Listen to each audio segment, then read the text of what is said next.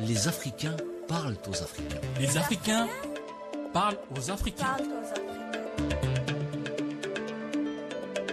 L'émission débat, D'idées sur l'actualité du continent, une vision singulière et une lecture authentique, de tout ce qui concerne l'Afrique et sa place dans le monde. sous le signe de la sagesse africaine. Tout seul, On va plus vite. Ensemble, on va plus loin. On va plus loin.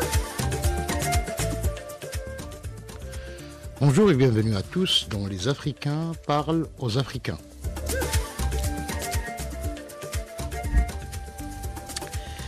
L'Afrique au lendemain de la Seconde Guerre mondiale est le sujet de l'émission d'aujourd'hui.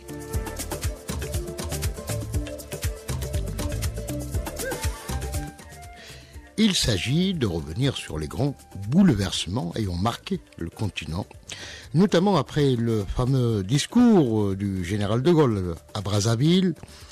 Il s'agit de revenir également sur les massacres coloniaux, celui de Tiaroy, celui de Siti Figelma et Kharata, et celui de Madagascar en 1947.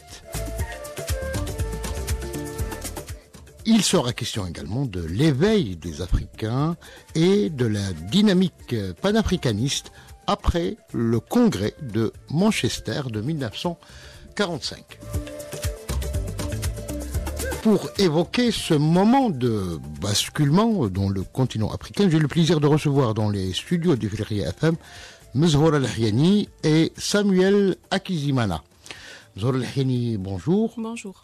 On dit que l'empire colonial français a été remis en question définitivement.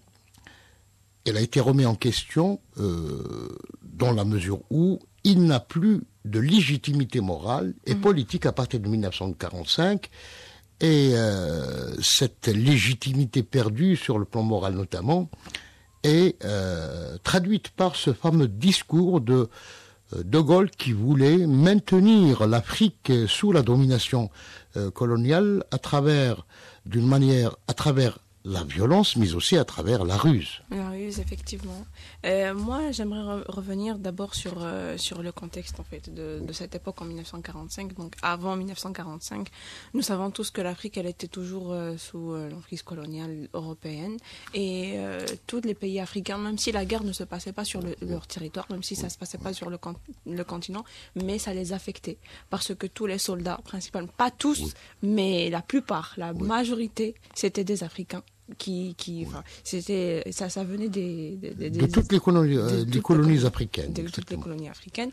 Et après, les promesses qu'on les a promis déjà avant de les enrouler dans cette guerre, c'était ça, c'était l'indépendance, c'était plus de liberté, plus de gestion en fait, participer à la gestion des affaires de leur pays, etc. Mais après, c'était ils se sont sentis trahis. D'ailleurs, si on regarde, vous avez évoqué le discours de Gaulle à Brazzaville. C'était ça, c'était Il a pris ses devants, c'est une manière de prendre ses devants, parce que le discours de Brazzaville, nous ne voulons pas perdre justement les colonies, il voulait imposer un projet, celui de l'Union française. Oui, effectivement. Déjà, lui, ce qu'il a dans son discours, il évoquait toujours l'abolition du travail forcé, la meilleure intégration dans les colonies et la participation la plus importante des Indiens dans les affaires locales. Cela dans le cadre de l'Union française. L'Union française, oui. Mais il n'a jamais parlé d'autonomie, jamais parlé d'indépendance, il n'a jamais parlé que l'Afrique va revenir aux Africains, voilà, s'émanciper. Elle restera toujours sous cette possession française. Donc c'est là où on voit les réelles intentions de la France derrière tout cela, parce que ça préparait en fait 1944. Après la guerre, donc ils préparaient tous avant la fin de la Deuxième Guerre mondiale. C'est comme s'ils voulaient utiliser plus. Déjà qu'ils n'avaient pas beaucoup de personnes, ils n'avaient pas beaucoup de ressources humaines pour cette guerre-là. Ils n'étaient pas au poids de faire face à une telle guerre. Donc c'est là où l'apport des colonies était très important. Alors l'apport était important, donc sur le plan politique, il y a ce discours de Brazzaville, mais également il y avait le projet du franc CFA en même temps sur le plan économique. Donc il avait deux plans. Il agissait sur deux plans pour maintenir l'Afrique sous le joug colonial. Samuel. Oui, effectivement. C'est pour ça le fait que Mesura a évoqué un peu le contexte général de l'époque, parce qu'il y a la sortie de la Deuxième Guerre mondiale après 1945. Ce qui est important, déjà, il faut regarder comment est structurée l'Afrique à cette époque-là. C'est-à-dire que l'Afrique est majoritaire colonie française, belge, portugais. On peut faire la cartographie anglaise. On peut faire la cartographie de l'Afrique. On voit que l'Afrique est vraiment divisée selon les colonies. Et on voit déjà à l'époque, comme Mesura le précisé en disant, beaucoup d'Africains ont été enrôlés pour participer à une guerre qui, on peut dire qui ne le concernait pas en quelque sorte. Oui. Mais ils ont participé à cette guerre. Et maintenant, ce qui est très important, c'est pour ça que vous avez même évoqué le discours de Gaulle, de Brazzaville, qui est très important, parce qu'on voit qu'à l'époque, la France considérait une chose. Déjà, il faut partir, que ce soit la France, que ce soit des autres colonies de l'époque, britanniques, belges ou bien portugais. Il y a une philosophie qu'ils imaginaient, surtout la France, où ils disaient que le fin ultime de sa mission civilisatrice excluait. Il faut comprendre, donc, le fin de sa mission civilisatrice excluait toute idée d'autonomie. C'est ça qui est très important. Toute idée d'autonomie, toute possibilité d'évolution hors du bloc français de l'Empire. C'est pour ça que vous avez même évoqué, c'est-à-dire que la France avait cette idée en disant... nous, on va pas vous donner cette liberté, cette indépendance que vous êtes en train de chercher. Au contraire, ce que la France peut vous octroyer, on va un peu diminuer l'abolition du travail forcé, on va diminuer de pas vous forcer, on va faire par exemple un peu de droit civique, c'est-à-dire qu'on va vous donner un peu de miettes, soi-disant en récompense. Mais c'était pas ça l'objectif de ces gens qui s'étaient battus. C'est pour ça que vous venez sur une chose très importante quand vous parlez par exemple du franc CFA et qu'est-ce que le franc CFA déjà. Il faut comprendre déjà que le franc CFA, comme le nom l'indique, c'est le franc des colonies françaises d'Afrique. Oui, oui. Donc on voit déjà... il y a le mot colonie. C'est le franc colonie d'Afrique. Oui. On voit déjà la portée que la France avait déjà sur ses colonies. Et on sait déjà l'objectif qui était de maintenir les économies africaines sous le contrôle monétaire de la France. Déjà on voit la planification de Gaulle à l'époque. Que De Gaulle avait déjà une vision qu'il avait établie pour l'Afrique. Là on voit déjà que ça allait pas dans le sens de ce que les Africains cherchaient à l'époque. Et moi, j'aimerais ajouter quelque chose à cela, c'est que dans cette époque, c'est vrai qu'il y avait toute cette prise de conscience, et surtout quand on parle, par exemple, du congrès de Manchester de 1945, c'était différent des autres congrès passés avant, parce que là, on demandait l'indépendance réelle des États africains. Et il y avait des figures comme Dubois, Georges Padmore, Kwame Nkrumah. Donc il va y avoir une nouvelle génération qui va prôner l'indépendance du continent africain. Oui, total refus du colonialisme, du racisme et la naissance du panafricanisme. Oui. Et d'ailleurs, dans cette période de 1940 à 1950, on voyait beaucoup plus de partis politiques qui venaient de naître à cette époque-là. Et c'est là qui réclamaient l'indépendance totale de leur pays. Hein. Oui, effectivement. Et c'est là où on voit le réel éveil de conscience après la deuxième. Mais cet éveil était mal perçu du côté français. D'ailleurs, vous avez parlé de trahison de ceux. D'ailleurs, la trahison va s'incarner dans ce premier massacre, le massacre de Tiaroy au Sénégal. En fait, là, il va y avoir des répercussions parce que déjà, il faut regarder le contexte. Si on fait une cartographie de ce qui s'est passé, on va voir déjà qu'il va maintenant y avoir des répercussions. L'une des répercussions on peut parler du massacre de Tiaroy, qui est l'un des massacres... Là, on est le 1er décembre 1944. Oui, où les gens qui se sont battus, qui ont donné leur vie pour la liberté de la France, ont été trahis. Qu'est-ce qu'ils demandaient, ces gens? Ils demandaient juste leur dû. Et il n'y avait pas d'autre chose. Ils demandaient leur dû. Mais au contraire, qu'est-ce que la France a fait? Elle les a rassemblés.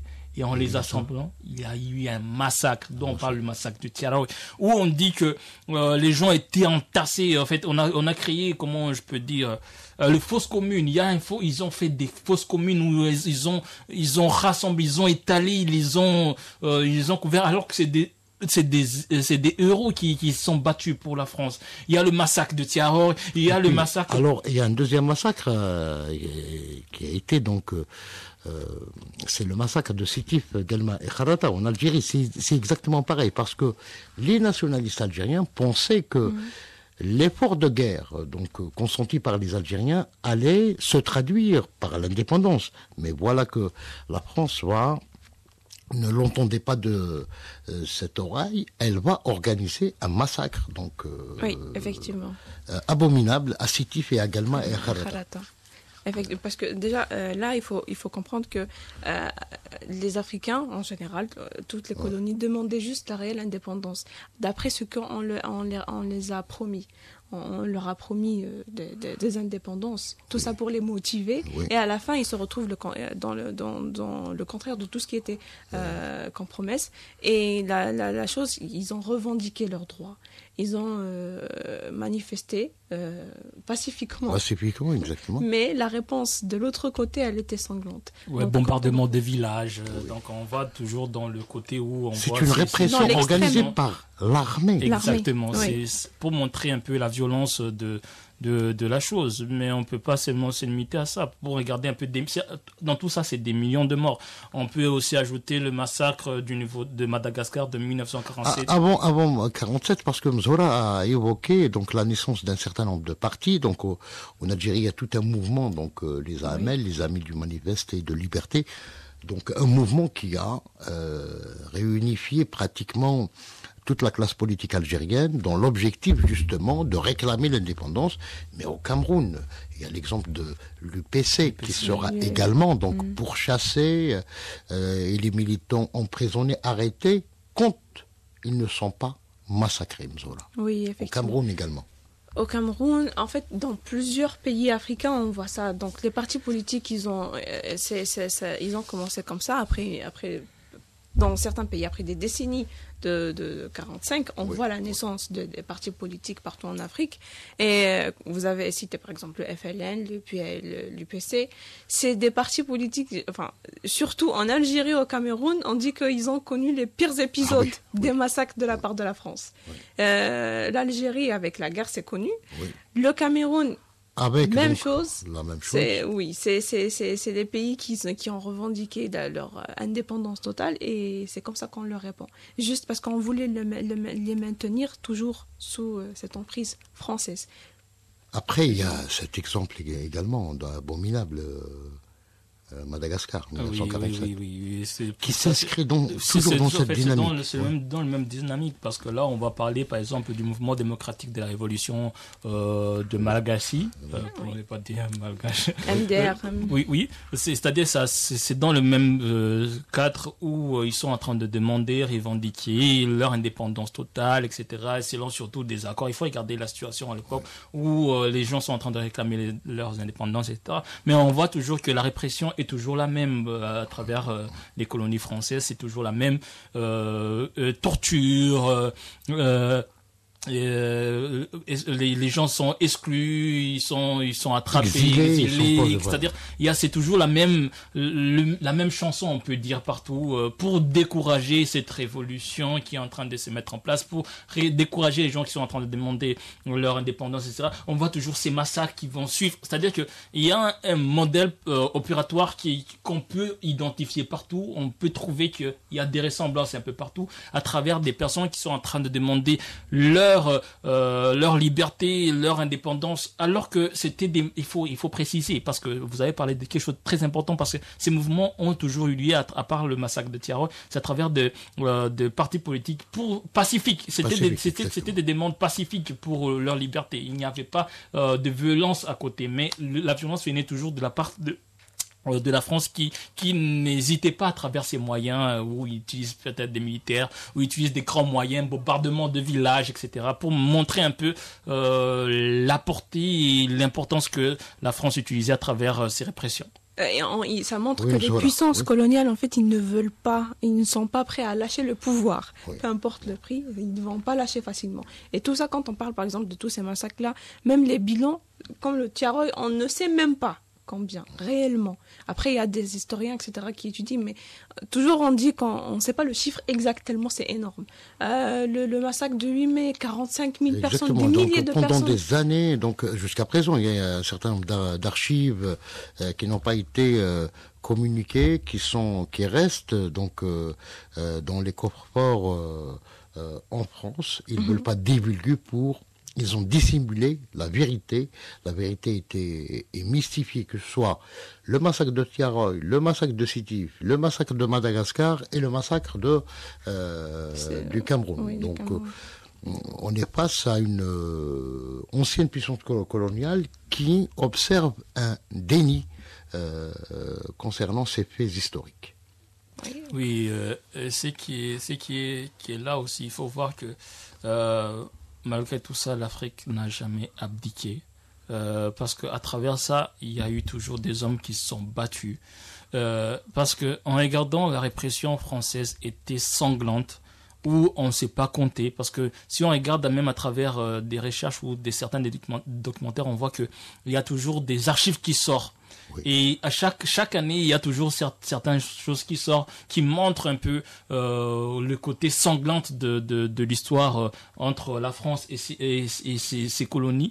On voit toujours qu'il y avait toujours cette répression, il y avait toujours des histoires qui sont cachées, qu'on retrouve jusqu'à présent. Parce que si on regarde même dans plusieurs pays, ils sont toujours en train de demander donnez-nous les vérités ou donnez-nous les réelles histoires. On veut avoir des archives, on veut savoir, parce que au-delà de ça, on peut parler par exemple des atrocités qui ont été faites, par exemple en rapport avec les essais nucléaires. Il y a beaucoup, en fait, il y a des histoires. Mais avant, je pense que pour rester dans cette période donc de l'après-guerre, donc de 1945 jusqu'à 1950, c'est une période qui a été également marquée par un éveil donc des Africains.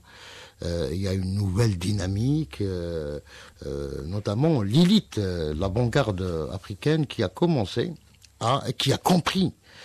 que la France ne va pas lâcher donc facilement ses colonies. Et le premier d'entre eux, c'est Frantz Fanon, qui a lui-même été mobilisé pendant cette guerre, et il a compris que le fondement même du colonialisme n'a pas été dépassé, à savoir le racisme, parce que la colonisation est bâtie sur le racisme. Voilà. Oui, en fait, à cette époque-là, ils ont pris conscience de ça, que les colons, ils ne vont pas lâcher facilement. Et donc, du coup, il y a certains, pour demander l'indépendance, on ne demande pas pacifiquement. Oui. Cette fois-ci, on peut même demander avec des armes, parce que c'est le langage qu'ils comprennent. Oui. C'est par force. On va demander notre indépendance. D'ailleurs, en 1945, ça a été dit dans les résolutions de ce congrès de 1945. Oui, c'est... Exactement.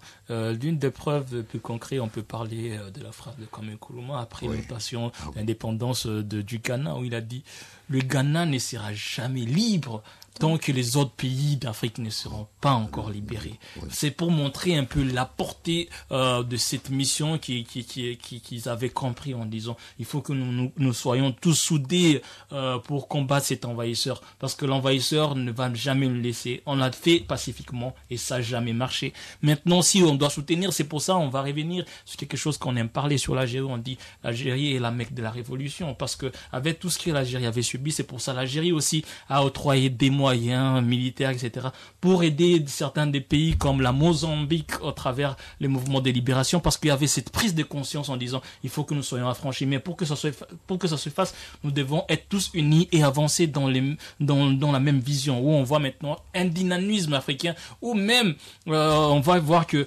les gens ont commencé à penser, parce qu'on peut parler de Kwame Nkrumah, où ils ont commencé à parler des États-Unis d'Afrique, où l'idée des États-Unis d'Afrique a émergé, parce qu'il y avait cette unité, parce que les gens avaient la même vision pour combattre et éradiquer cette... Tout le monde était prêt en fait à combattre, que ce soit... Parce qu'ils ont compris que c'est pas le côté politique seulement, c'est même le côté économique. Nous avons parlé du franc CFA. Ça, c'est pour maintenir aussi ces pays sur leur domination même économique, que leur monnaie, qui ne soit jamais souverain. En fait.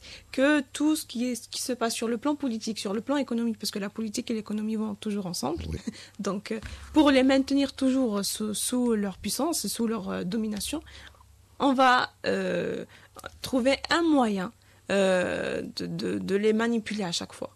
Donc je dirais que d'un côté c'est un mal pour un bien, parce que les Africains après 45, c'était une prise de conscience totale. Donc 45, c'était un moment de basculement sur le plan, sur tous les plans en Afrique. C'était un moment de basculement sur tous les plans en Afrique, parce que là, on a vu qu'il y avait cette unité, où on a vu, ils ont parlé des États-Unis d'Afrique, où on a vu, ils ont parlé de la création de l'Organisation de l'Unité africaine. Arracher les indépendances réelles. Arracher les indépendances. C'est-à-dire qu'il y avait un objectif qui était clair, ils étaient tous solidaires, il y avait une prise de conscience où on était revenu, c'est ça qui est très important, on était revenu à ce qui faisait l'Afrique, parce que vous savez, les frontières qui ont été données par les colonisateurs, parce qu'on va regarder dans l'époque quand les colonisateurs sont venus, ils ont tracé, alors que nous on est revenu dans le principe même de l'unité, parce que nous les frontières c'était pas des lieux de clauses où on s'est séparés, non, c'était le lieu d'échange.